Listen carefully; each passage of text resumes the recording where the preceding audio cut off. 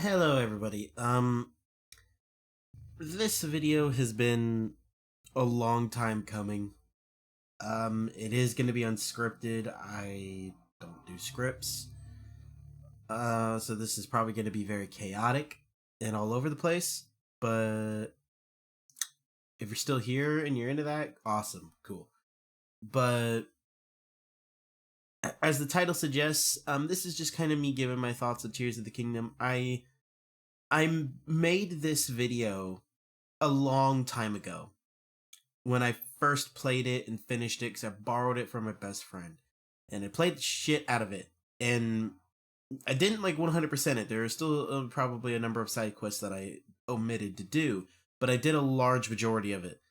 And I ended up making this video, and in my rage, because I actually at the time really hated and was disappointed with Tears of the Kingdom, and I still am to an extent. I didn't check my settings and I ended up recording without audio, and I scrapped it and just I've let it simmer for like months now, or if not longer. So that being said, I have taken the time to kind of do my due diligence, even though I normally believe that if you have to go outside of the game in order to make sense of it and go look up theories or blah blah blah to make sense of it, I'm typically of the mindset where that means it's a bad game. Because, like, the fact that I need to go outside of the game itself to understand what's going on, to find some salvageable immersion or whatever. Like if I can't just sit down, pick up the controller, and get into the game, and of course some people require more to do that. Some people, obviously, like myself, especially regarding Zelda, really focus on story above anything else. Like, that's probably the biggest thing for me with Zelda is, like, yes, I do love Zelda's gameplay, but I've always played it more for the story. I've always enjoyed the story, like Ocarina of Time and Majora's Mask, and the gameplay has always been just as good, but I've always loved the story. That is what my main go-to has always been. So for me, that's my big thing. And that's kind of the main reason why when I made that initial video a long time ago, that's like I said, I scrapped. I went on like an hour long tirade of just basically losing my shit at the how bad the story was, because I didn't look up any theories. It was just I went right into the game, played it, beat the game, beat the main story, beat some of the side activities, got all the armor, fully upgraded certain armor sets that I wanted, and just did a large majority of the game. And I was just disappointed. Like I really was. And now I have looked up theories that I'm going to put in the description below. I've looked up things that have kind of changed my outlook. Not necessarily change it, but kind of make me optimistic that if Nintendo confirms any of these things, that will fix, a lot of the story issues that I have regarding its placement, the timeline, and how the implications of the cutscenes really fuck with the timeline. Like, saying Zelda goes back to the era of the first Hyrule Kingdom, and if they mean that literally and they mean like right after Skyward Sword, then that has a lot of issues that I'm sure a lot of you guys have watched videos on. There's there's a lot of issues when you really start thinking about the story, and if you take a lot of what that stuff is literally. And that was kind of the big concern that I had, is it felt like they basically just retconned and ruined the whole timeline. And that's why I fucking hated Tears of the Kingdom back then, and to an extent I still do. But watching a lot of these theories has made me optimistic that maybe it's not, that maybe it's just fuck, what's the term? For lack of a better way to explain it, sleight of hand, I guess you could say, on Nintendo's part, where they're making you think it's like at this point in the timeline, the past memories of Tears of the Kingdom, but really it's after. Especially if we go off that one theory that I have linked in the description regarding a dragon break and like a timeline merger, which would actually be really cool and fix a lot of the little things from like Breath of the Wild, how they were able to reference events from all three timelines, which would be cool, so if they go with something like that, that would be pretty cool. And since Breath of the Wild is like so far into the future anyway, like that theory of like having it, you know, the quote unquote first kingdom of Hyrule be set after the Dragon Break merger, when all the histories merge, and that there was some decline in Hyrule, which could make sense. We've seen it throughout history. How many things in history, for whether due to war or whatever, how much knowledge and stuff has been lost just in real life.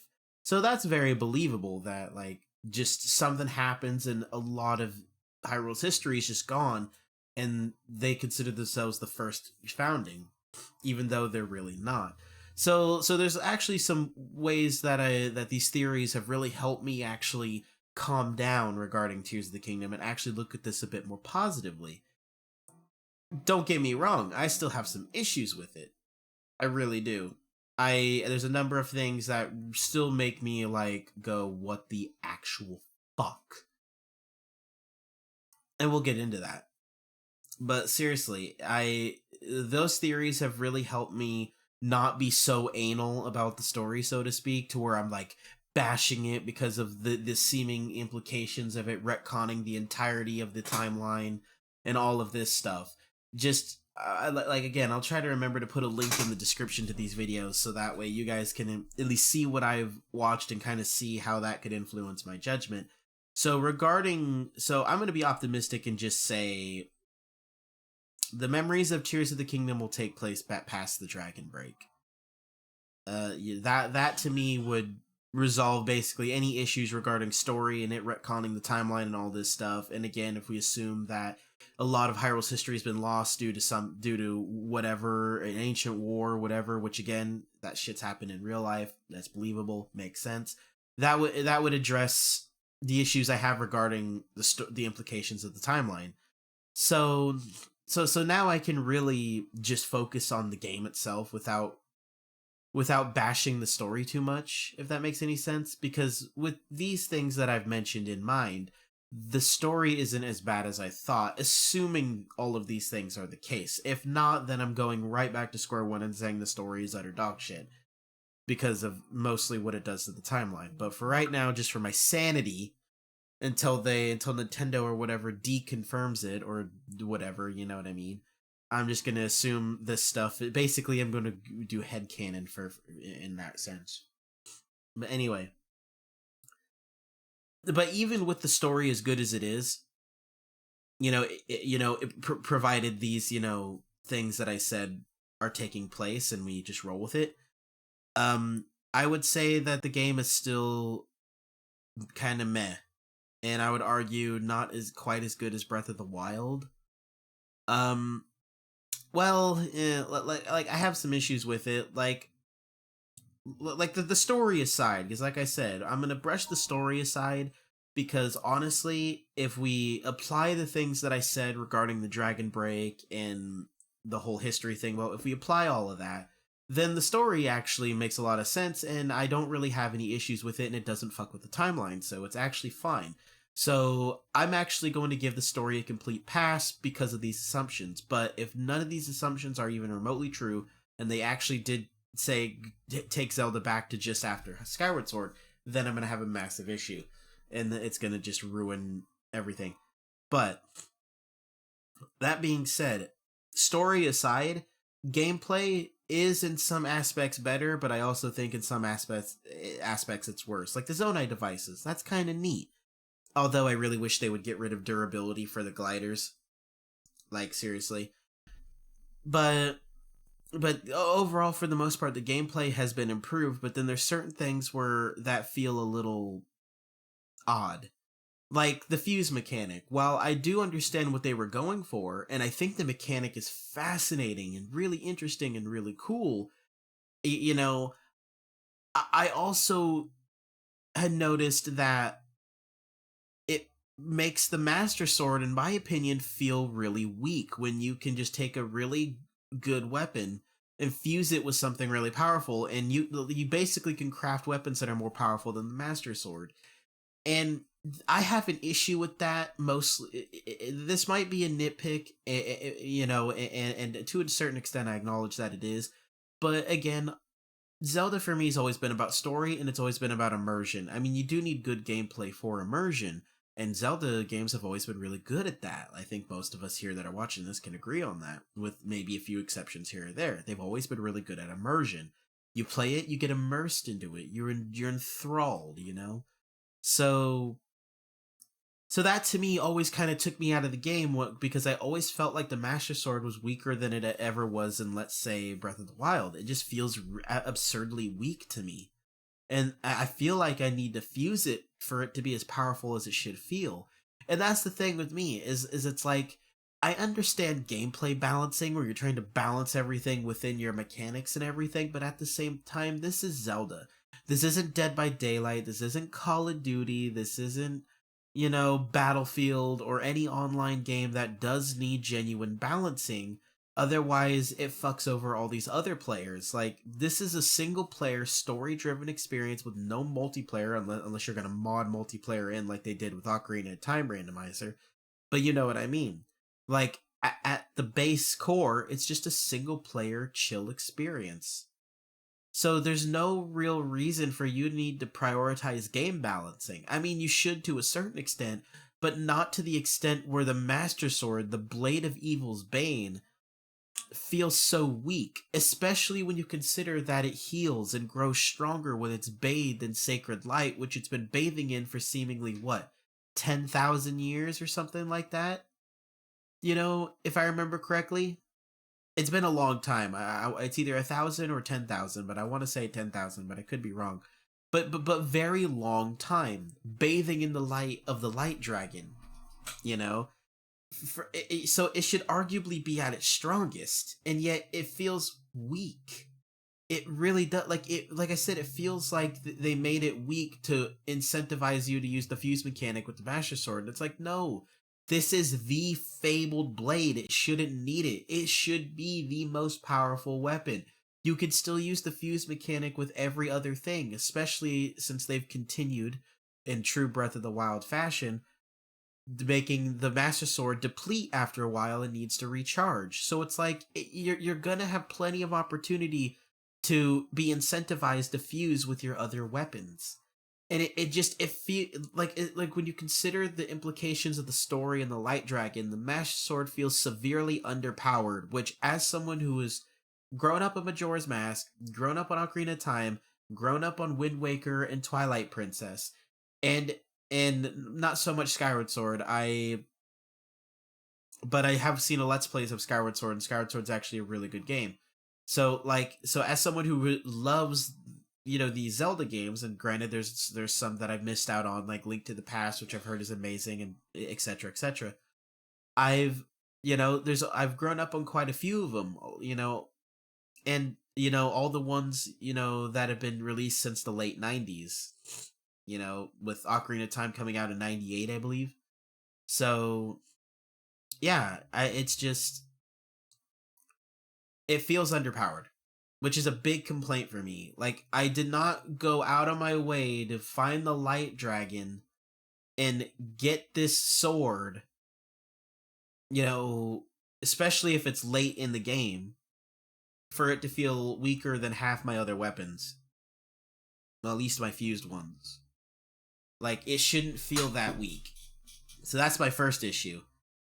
Second issue is the story. Well, not so much the story, but the story is good and it's interesting, but it seems a little. Sorry, I was. Yeah, maybe this is why I should consider scripting. Never mind, scratch that. Like I said earlier, story's fine. I just started overthinking stuff that I shouldn't, because I need to remember all the other stuff that I said, and working under those assumptions, to make the story not be as worse as it looks, but yeah. But another thing that I have a massive concern about, or a complaint about, is the sages. Like, the sages kind of suck. I mean, don't get me wrong. In some aspects, the sage abilities are improvements from the older abilities, from Breath of the Wild. Like Riju's lightning, which kind of reminds you of Ouroboros' fury, except you can use it more often. Granted, you have to use an arrow to aim it, but for the most part, it's an improved version of that, which is cool. And then but then there's other sages like Sidon, which basically has this water ability where you can throw water at people, which is kind of useless in my opinion. And then of course the water shield when you don't attack, which seems like a shitty version of Daruk's protection, to be perfectly honest with you. So it's like there's some sages that are really useful, have useful abilities, like the Goron. I forget his name, but the Goron ability is quite nice. But then again, there's sages like Scion. They're kind of all over the place. And then there's Tulin. Tulin's actually quite useful. I use them all the time. But and then there's Manuru. Manuru is actually quite useless, quite literally. And it's just, yeah. It's the sages are all over the place.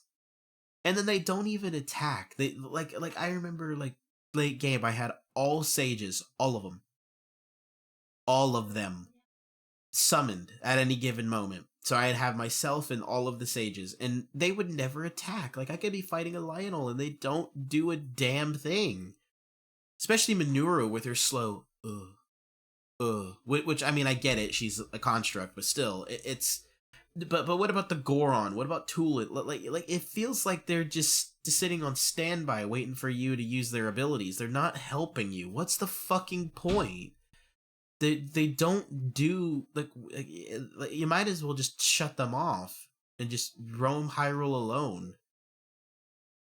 Like seriously, it like they feel so unbelievably useless. Like you go out of your way to do these quests, access the temples and do this, and then you're rewarded with a fucking sage that literally does fucking nothing. Literally nothing.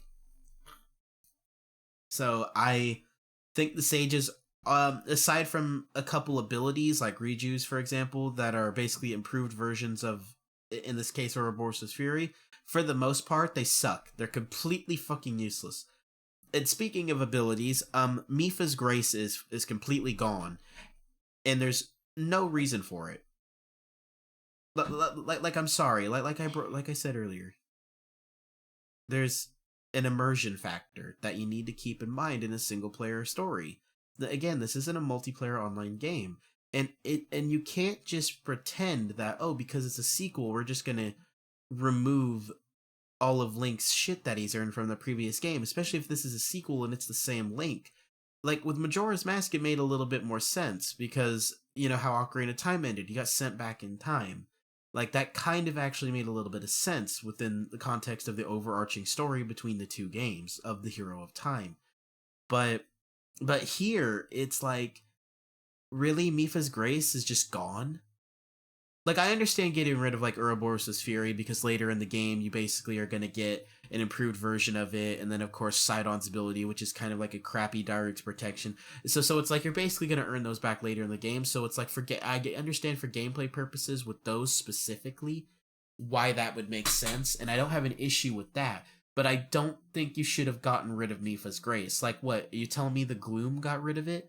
You mean to tell me that this beautiful Zora princess who crafted Zora armor for Link, who's clearly in love with him, and when she died, gave him her power of healing, Mipha's Grace, and that's just gone?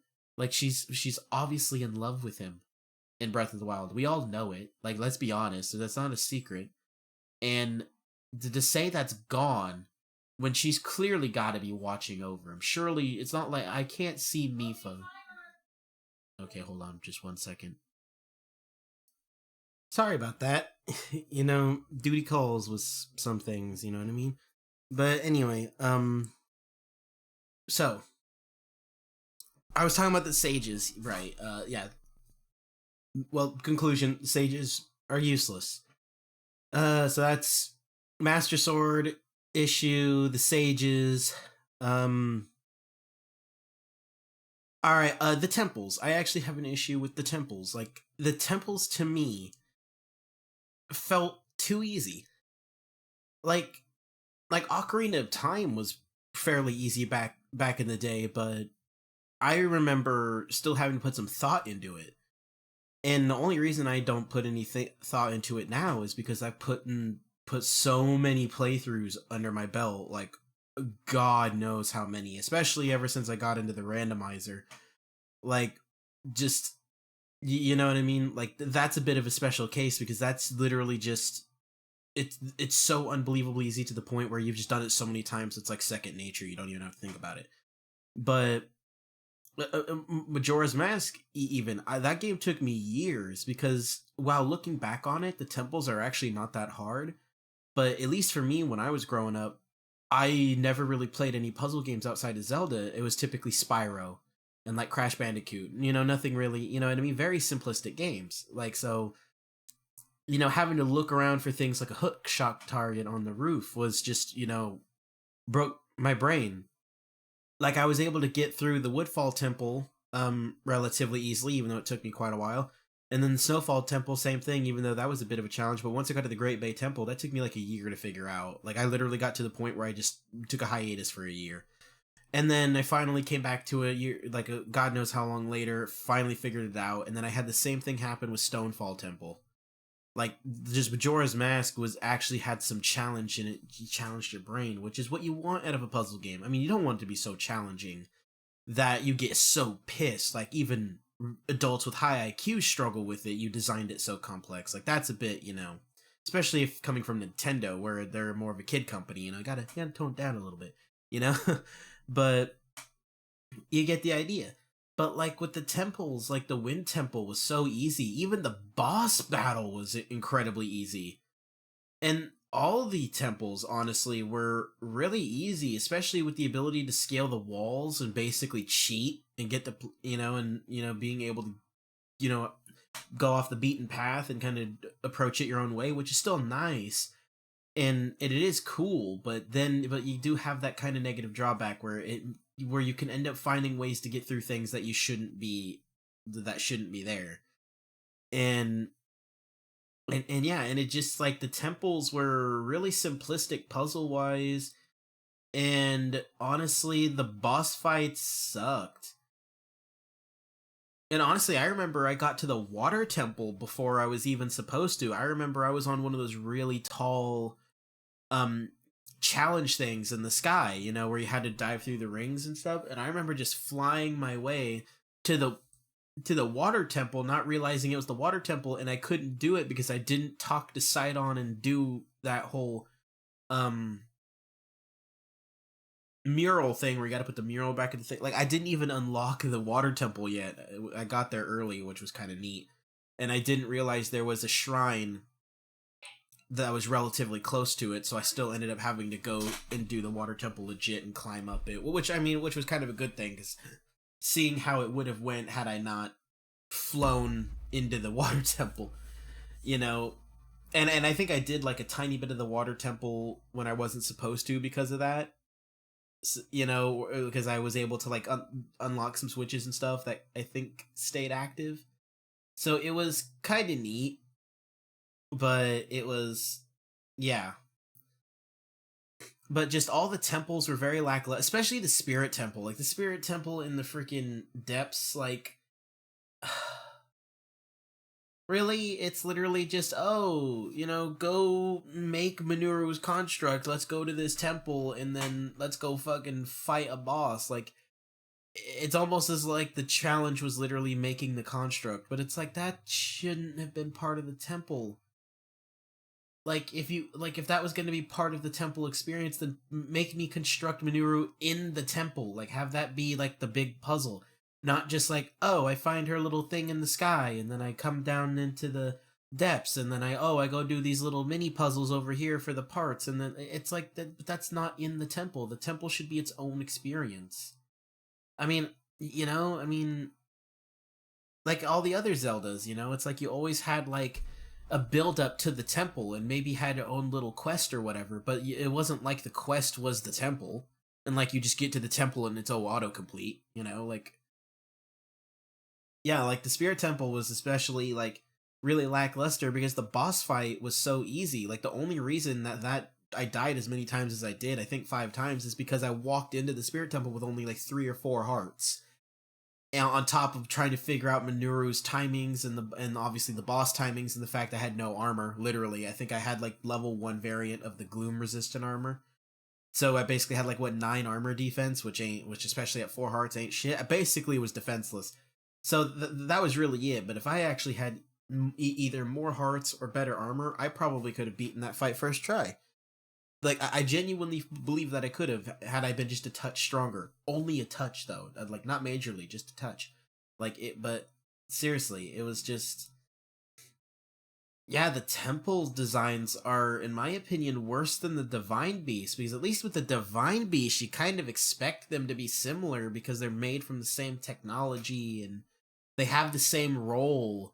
You know, like even if they're in different animal shapes, like at least you kind of knew walking in that it was going to be relatively the same, so you could kind of just embrace it for what it was. But like here you don't really have that because it's like you have a lightning temple, a wind temple, a spirit temple, a water temple, but they all felt so overly simplistic, especially with the ascend ability, because I remember using the ascend ability in the lightning temple, and I ascended into the boss room before I was supposed to because of where I was. That is a thing you can do. Should you do it? Probably not, but that is a thing you can do. I found how to do it. So you could arguably skip that temple probably if you, again, I'm not 100% sure if the boss will trigger if you ascend into it before doing everything else, but in theory that is a thing you can do. I don't know if that's a speedrun strat. I've never watched speedruns. I don't know, but any speedrunners watching this, like, if that hasn't been discovered yet, go ahead and give it a try. Try and ascend in the lightning temple, see if you find the spot. But anyway, it's just, yeah, Master Sword issue, the sages suck, and then the temples themselves are way too easy and not really that fun. And the fact that, and then there's like the shrines. The shrines are cool, but it's more of the same. I mean, yeah, there's like more shrines than in Breath of the Wild, which to me I felt a little unnecessary. Um, and honestly, as much as I hate to say this, the shrines were kind of a detriment to the experience, in my opinion, because it's like, I get it. Link is under the effect of the gloom, and you're trying to cleanse the gloom out of him. But honestly, when you consider that that's basically just a story-driven excuse to make you do shrines, to basically have it basically be Breath of the Wild 2.0, which is fine. I understand that. But to me personally, it feels, and again, maybe this is just me being nitpicky, but to me it feels disingenuous, if that makes any sense, that you spent hundreds of hours, especially on your first playthrough, hundreds of hours or so, especially if you played it multiple times, or if you've beaten it on Master Mode like I have and done every shrine on Master Mode. I have a whole YouTube series on that, and you just, and you just played the hell out of it. Like, like I personally don't want to start a second game that, while I understand is supposed to be Breath of the Wild 2.0, I don't want to have to do that whole grind of all the armors again. Because, yeah, it was fun the first time, and maybe it's tad bit fun the second time in Master Mode because, it's a bit different. Trying to prepare for every scenario because it's Master Mode, right? But a third time, whether it be a different game or not, it literally feels the same. It's the same map with very little difference. More shrine, like literally, Tears of the Kingdom, we all know is Breath of the Wild 2.0. Let's be honest. And to me, it was just like a story-driven excuse to pad out the game. The shrines felt like padding. Like at least in Breath of the Wild, it kind of made sense. Like, he's asleep for 100 years and he has amnesia. He doesn't remember who he is. He doesn't have all the strength because he probably lost his swordsman skill. Like, you know what I mean? Like the way they handled it in Breath of the Wild made sense within the story that he needed. That these shrines were symbolic of his quest of getting stronger. That he needed to go on this journey to be able to be at his best in order to do his duty and defeat Ganon. Like, it made sense symbolically. But here he has all of his memories. It's not like his swordsman skill or his stamina, like Gloom or not. And even with the Gloom, it's like Zelda has the Triforce, and he, as the spirit of the hero, should have his own Triforce, unless Zelda has all of it. But even still, it just to me it feels disingenuous that they're trying to basically copy a successful game, which to a point I get, but it feels like they're leaning way too much into trying to make it way too much like Breath of the Wild, just with a couple touch ups like the fuse mechanic and Ascend and all that. But it feels like they're literally trying to copy paste the game, which, as a sequel, to a certain extent, you have to do. I mean, of course, Mass Effect 2. Nope, can't do that because Mass Effect 2 does not feel the same as Mass Effect 1, and Mass Effect 3 is a little bit okay. Maybe that's not a good example, but you get the idea. I just feel like the shrines. Again, maybe this is me nitpicking, but I feel like for the people like myself who already did so much of that in the previous game, we don't really want to go through all of that. There should have been like a import save feature that would be like, okay, you're importing a save that has where you've completed all 120 shrines. So we'll start your health,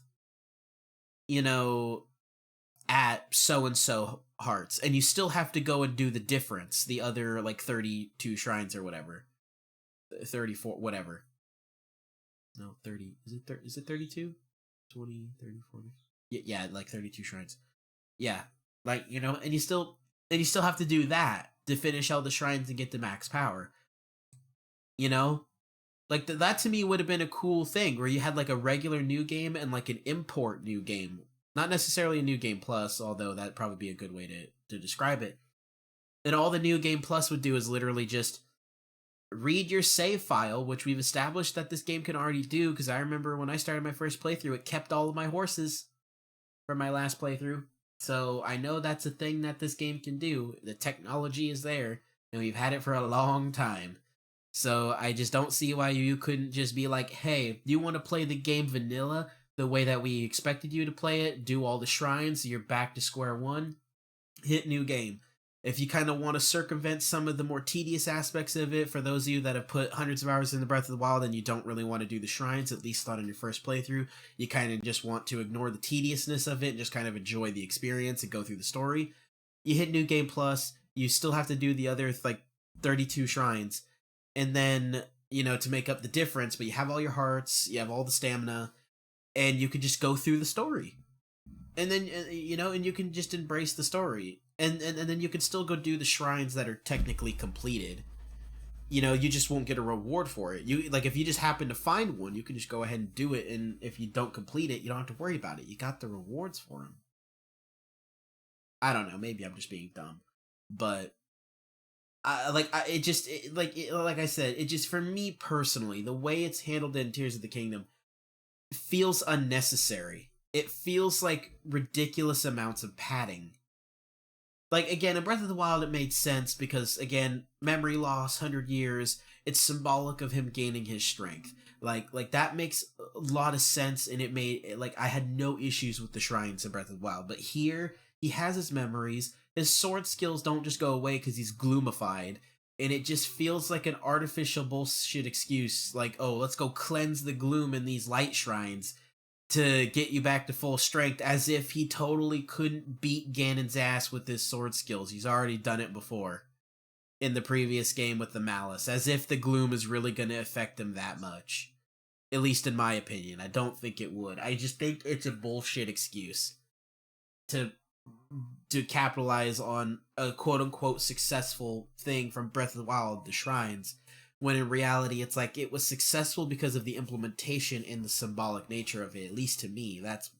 But in Tears of the Kingdom, it's significantly less so it doesn't feel as... It just doesn't feel the same. It doesn't feel right. But that's just me. Again, I could be nitpicky, but I feel like the shrines in this game are unnecessary, which I know is a big part of Breath of the Wild, but it's like but again, you can always just replay Breath of the Wild. So, But yeah. So yeah, shrines to me feel unnecessary. The temples kind of suck.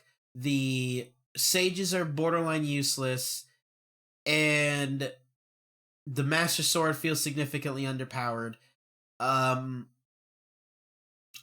I guess the only other real complaint that I have that I can really think of is the final boss. Because I've already established the temples and the temples bosses are kind of a little underwhelming. But the final boss is really what pissed me off. Like, this is probably the biggest, offense, in my opinion, as a Zelda fan. Again, I could just be dumb, I could just be stupid, but this is my biggest problem with it. Like, I actually had my best friend of mine actually kind of, was like, why are you so upset with the dragon fight at the end of Tears of the Kingdom when the Beast Ganon was basically the same thing? It was largely cinematic, nothing really happened. And which my friend, you know who you are, you visited me the other day. Um you like that's it. That is a good point, but as I explained to my friend, the difference is with Breath of the Wild, like, it was nearly flawless. Gameplay was perfect for what it was. The Divine Beasts, even though they were a little identical, were still fun. The boss fights were relatively fun. Thunderblight, as annoying as he was challenging. He was fun. There was actually some challenge to some of these fights, unlike fucking Tears of the Kingdom, where all of them were fucking easy as hell, unfortunately. you know, and all of the memories, like, for on the Sheikah slate, just the story. It, like, that game was a lot more focused on immersion. There was a little bit of story, but not a whole lot. It was like, unless you specifically went for the memories, it was just, oh, hey, go talk to Impa. Oh, here's these, here's these pictures that might trigger some of your memories, which are completely optional to do. And then go to the Divine Beasts, and then, like, you have a little bit of memories that you get from Urabor, like, each specific region, right? But and each Divine Beast was actually kind of interesting, like Meadow, in the sky, being a bird, twist his wings, like they were all interesting. And it's just like, by the time you got to the final, Dark Beast fight, you know, it was like there was so much in the game that was good. The story didn't fuck with the timeline, like Tears of the Kingdom, where where, depending on how you interpret the cutscenes, like, there is some severe implications to the timeline, as I discussed earlier. Like, again, I'm ignoring that for the sake of what I said earlier about the Dragon Break and all of that, and just applying that to the story to make that way Tears of the Kingdom isn't worse than it already is in my eyes. That way I can kind of salvage it a little bit, so to speak. But it's still the fact that, like, Breath of the Wild, everything was flawless. Boss fights were fun. Temples were fun. The shrines were fun. Like I said, they were earned. They were symbolic. The whole game, there was not a single instance of that game where I went, this is dumb. This is stupid. I'm not having fun. I was literally engorged, enthralled the whole game.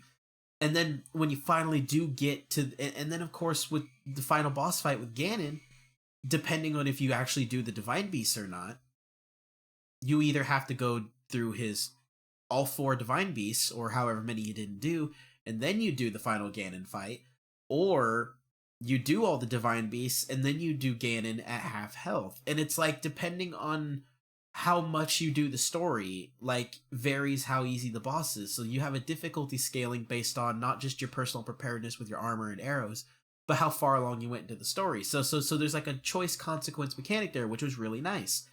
And then the actual fight with Ganon, in my opinion, was actually kind of cool, being in the Sanctum, like, way down there, and then, like, parrying his little beam. Like, he was fun. He was really fun. So, like, because the whole experience up to that point was so flawless, flawless, I didn't mind that the ending, like, was cinematic, especially since you're on horseback and you got the light arrows reminiscent of, like, all the times you've seen them in other Zelda games, especially Ocarina of Time. Zelda in your ear, and like, and this beast is in the middle of Hyrule Field, and you have that grand sense of stake, right?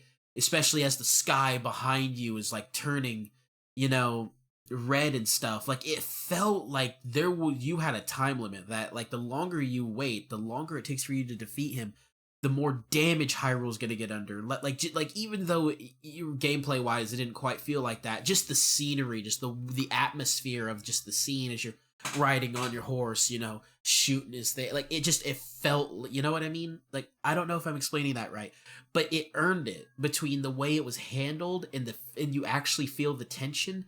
And then, of course, everything leading up to that point with doing the Divine Beasts and the boss fights and the feeling that literally the whole game was perfect. I had literally zero issues with it. So it earned it to me. But the dragon thing at the end of Tears of the Kingdom is not earned to me because I do have issues with the Master Sword that shouldn't be a thing, which is stupid. I do have issues with the sages because most of them kind of suck. And the fact they don't do a damn thing. The temples are not that interesting and the boss fights suck.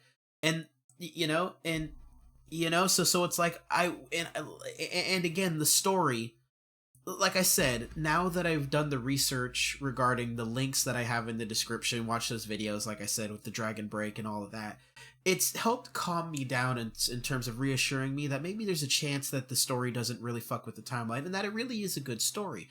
But until that's confirmed, there, like there's still that chance, and you like, even if you try your best to be like, it doesn't affect the timeline, it's just set after the dragon break and whatever thing you tell yourself to make yourself comfortable, you can't, it's not like you just forget that, especially on your first playthrough where you go in blind. You can't just forget how similar the cutscenes were to like moments in time in like Ocarina of Time. You can't forget the fact that it says, "Oh, the first kingdom of Hyrule," and instinctively you're thinking to the timeline and like, "Oh my god, this is after Skyward Sword," but then all that, and your mind starts you can't separate that. Like that's really hard to do even now. Like I'm trying my best, but that's still really hard. So you combine all of these things in that interpretation of the story, and when you finally do get to Ganon, as cool as it is, leading up to it, like the music, like like Gloom's approach, like the music as you get to Ganon, which is fucking phenomenal. I will acknowledge, it's fucking phenomenal. It's great. Just listening, especially when you're like me and you're a dumbass and you started your first playthrough, and as soon as you got off the little sky islands and you go talk to Pura and you get the glider, you went straight down and you did a straight to Ganon approach, at 4 hearts, yeah, it's, which I did do. I failed miserably, didn't make it past the first wave, but just the music and that tension and trying to get past all those gloomed up Lionels and stuff, it was so fun. The tension was there, especially when you're that weak and you're just trying to run. And you know what I mean? There's not so much tension when you're late game and you have a crap ton of armor and everything. But it did feel good. And that music just leading up to the Ganon fight is just so good. Like, just, oh my god, yes. Is arguably one of the best Zelda tracks in my opinion. It was just so amazing to listen to, and you felt the tension as you're getting to the point where you got to skydive down. So the fight was and then of course fast forward to when I'm actually got good enough gear and actually ready to do the fight. Fast forward to that. Fight was great. The horde mode kind of made sense, a little tedious but still kind of cool. The sages kind of popped in, cool cinematic, and then you fight Ganon, and then that instant, like, oh my god, when you go to attack him and he like flips and it goes slow-mo as you're in mid-swing and you're like, oh my god, is he gonna flurry rush me? And just the tension you feel from Ganon, that whole boss fight was actually incredible. I loved it. Until he swallowed the fucking tear, which caught me off guard. For some reason, I didn't think that was gonna happen. So that was still like I loved it until the fight started. And then I realized, wait a minute. So all I have to do is skydive off of the light dragon, which by this point we knew was Zelda, and just hit these eyes while he doesn't attack me. He never attacked me. I don't remember a single point in being attacked. Like, at least with Beast Ganon, if I'm stupid, like I could waddle my horse under his foot and probably take some damage, but it just, I never had damage, and I just, and again, the atmosphere wasn't the same. And you could say, well, that's because light and dark are in battle. Light dragon and then the dark dragon, Ganon, Zelda and Ganon respectively. But it's like they're in dragon form. One is the embodiment of light itself, and the other is basically the embodiment of the dark, and they're supposed to be clashing. Yes, Link is supposed to help, but they're basically supposed to be clashing now. That was the whole point. And yet the sky is completely unaffected. But at least with the Beast Ganon in Breath of the Wild, at least you had some cinematicness to it. Like the sky was turning red, and it felt so anticlimactic that there was nothing going on. There was no visual indicator that the stakes were high, that Hyrule is in desperate need of a savior, or anything like that. As you're diving down and just going on his fucking random ass eyeballs on his fucking body, and then boss fight's over. Like, at least with Beast Ganon, there was that sense of stakes, the sense of urgency. The fucking blood moon was high on the horizon or whatever the fuck. And it was just, holy shit, it visually looked like shit was going down. There is something seriously wrong here.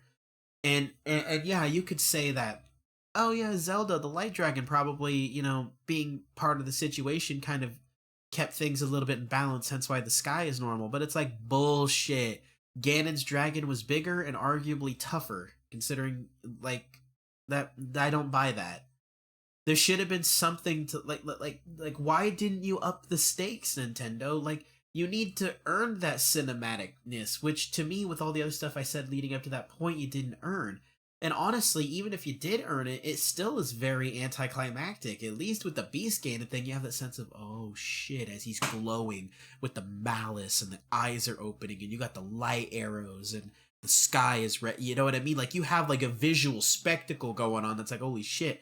As where, I'm just gonna skydive onto this dragon that's high in the air as in the middle of the fucking day in the sunlight, everything looks fucking dandy. Like, it just is so anticlimactic. And I just, no, I don't. Honestly, that was so bad. Even if you did earn it like Breath of the Wild did, I would still be disappointed. It sucked. That whole fucking dragon thing sucked. Like, why not actually have it meaningful? This is Ganon at his darkest form, losing himself, becoming the embodiment of evil, the Dark Dragon.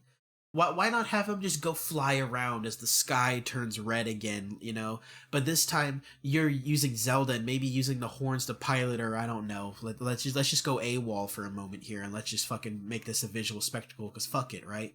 And just have you like chase after Ganon as he starts like shooting like malice, out of his mouth or something, or gloom or whatever. You get the point. They're pretty much the same fucking thing at this point. Let's be honest. So and just have him do all that, and then like as Hyrule is burning and aflames and all the gloom is everywhere and monsters are probably spawning from the gloom, you have all these different regions that are trying to beat back the monsters while you're in the sky. Make it a fucking spectacle. How hard could that have been, even if you did it mostly through cutscenes? Like, seriously, I remember I spent like an hour one day with my best friend just going off of my, just expressing my idea of like, having, Ganon go into all these different regions while you're on Zelda's Light Dragon, and just have Hyrule just be torn asunder, and just like, I had a whole idea that took me like an hour to properly explain, which was quite a while ago. I can't remember all the details now, but like, even he was like, dude, that would have been fucking awesome if that actually happened. And I was like, I know, would that not have been cool for Ganon to just, for you as on Zelda, trying to fight Ganon, and you're having this big visual spectacle in the air as you're going like 100 miles an hour or something really fast. Like you could see the wind fly past you. Like you're going fast, you're on Zelda trying to catch up to him while Ganon is going away, right? And you have to do some good maneuvering by grabbing Zelda's horns or something. You kind of guide Zelda. You do some maneuvering. You get in front of Ganon when he's trying to do a wide turn. You do a tight turn. You get in front of him, shoot him in the eye. You make him dive down into, I don't know, just outside of Kakariko Village or something. I don't fucking know. He lands there, and then the what's left of the Sheikah go up in arms, and they try and just stab him. And you have all of Hyrule working together, And then same thing, you do that like 3 or 4 times. Have him land once outside of Zora's Domain, once outside of fucking Gerudo Town, once outside of the Rito Village, and then the final time he lands, you land right in Hyrule Field, and you just see everyone straight out of Avengers Endgame. As stupid as this fucking sounds, it would still be visually cool. Riding in on their horses and the Rito from the sky, all from all directions, from all the different regions. Gerudo, Rito, Zora, Hatino Village, because why not? And they all just band together as you fucking, as they fucking start stabbing Ganon, with all their pitchforks and shit. While he's landed and stunned, he's taking damage, he's like roaring in pain because there's just so much pain all over his body. As you skydive down and you just go, phew, right in his fucking eye. Or between his eyes. As you skydive off of like a visual spectacle. Earned that shit, man. But yeah, nearly an hour later, since we're like nearly 51 minutes. But yeah, that's really the big issue that I have with Tears of the Kingdom, is that like, even if I do my best to try and separate my initial feelings regarding the story, like at first watch, and apply the Dragon Break and all that stuff, like I said, which does make me feel better. Even then, if I just ignore the story element altogether and I just look at the dragon fight, which is a horrible disappointment, and the other stuff I said regarding the Master Sword and the sages and the temples and all that, it was just a disappointment. It just felt like an inferior Breath of the Wild. I mean, yeah, the depths were cool, and the Colosseum challenges were cool, but it's just there wasn't enough added to compensate for what, in my opinion, was very severe sins. You don't fuck with the Master Sword. You make sure you have good temples and puzzles, and if you're gonna have companions, make them at least somewhat decent and good in a fight, rather than fucking standing there and doing nothing. But yeah, that's my opinions regarding Tears of the Kingdom. Like, even brushing the story aside and applying the Dragon Break and all that, like I said, and saying, oh, that's actually good. When you look at it from that perspective, it's actually a good story. That's actually not that bad. It's just all this other stuff regarding the gameplay that I said is really the big issue. That gameplay was really the big, oh shit, that they fucked up on. But even then, those gameplay fuck-ups to me are important. They're part of what makes Zelda good. The power of the Master Sword, the temples, the amazingness of them, and the puzzle aspect of them, and the reward aspect of them. And then, of course, the final boss, which if you're going to make it cinematic, you got to earn it at least. Like, I mean, seriously, the fact that I have more fun fighting the final form of Ganon in Ocarina of Time than I do that dragon thing in Tears of the Kingdom is sad. It should be the reverse. That's not right. That's not how gaming is supposed to work. We're supposed to be going forward, not going backwards. So, yeah, that's kind of my take. Whether you incorporate the story into my verdict or not, all the story does would make my verdict worse if I ignore the Dragon Break and all that, and I just take it literally and take it the way that I took it on my first playthrough, and just all the things that went through my head and how it fucks with the timeline and just all the shit that just wanders and wanders from that. Like, just, oh my god. That, like, if I add the issues that I have with the story, like if I interpret it that I did at first glance, adding the story into it would make Tears of the Kingdom probably like a 2 or a 3 out of 10. It's not atrociously bad. It's not like a 1, but it has a lot of issues. But if I ignore the story aspect by applying the Dragon Break and all that, and I just focus on the gameplay elements that I stated, like the crappy dragon fight and the Master Sword and all that, then it kind of comes up to about, I'd say, a 5 or a 6. Maybe a 7. At a push. Depending on what I'm doing, and, because it is cool to fly around with the Zonai devices. The depths are cool. And so I would say at a big push, with all those gameplay issues that I said, if I set the story aside, a 7 at a push, but it's more like a 5 or a 6. Like it's okay. It's not bad, but it's not really good. But if I ignore the Dragon Break stuff and I throw the story back into my verdict, the way I interpreted it, like I said, and how it fucks with the timeline, then it would be like a good 2, a 2 or a 3. So either way, I don't think Tears of the Kingdom is that good. I do think it's an inferior version of Breath of the Wild, and that the only redeeming quality it has is the Zonai devices and the fact that depths are kind of cool. But you throw away the Zonai devices, and you throw away the depths. And you keep all the issues that I said, with the temples and whatnot. It's just an inferior Breath of the Wild. There's really no other way to look at it, in my opinion. I think it's worse. So, yeah, that's my thoughts. And feel free to comment in the comments below if you agree or disagree. Again, everyone's entitled to their opinion. It's just these are my personal values and what I value in a Zelda game, and I felt like that the things that I valued the most in a Zelda game weren't given the standard that they deserved. And they could have done better. They purely and simply could have done better. That's really it. I mean, is it still a fun game? Like when you go on autopilot and you forget about the issues with the Master Sword and all that, and you just roam the world? Of course, it is still fun because Breath of the Wild was nearly flawless, and that is and of course Tears of the Kingdom is like at its foundation Breath of the Wild. All of the things that made Breath of the Wild great are there. It's just all these little things that they built on top of it or tweaked make it inferior. But the core of it is still intact, which is Breath of the Wild, which was phenomenal, So it can still be very fun despite my verdict. You can still, from an objective sense, or as objective as you can possibly be, because of course nothing's perfect. You can't be totally objective when it comes to video games and reviews. Like there's always some level of subjectivity, but you can try your best, right? But even no matter how objective you try your best to be and you give it like a 5 out of 10, it can still feel in the moment when none of these issues are outright glaring you in the face, when you're just roaming Hyrule in the skies, flying on your glider, and you see the scenery from the distance and see the light dragon, and it just looks cool. It can feel in certain moments. It can feel like an 8, 9, 10 out of 10 experience. It can feel incredible.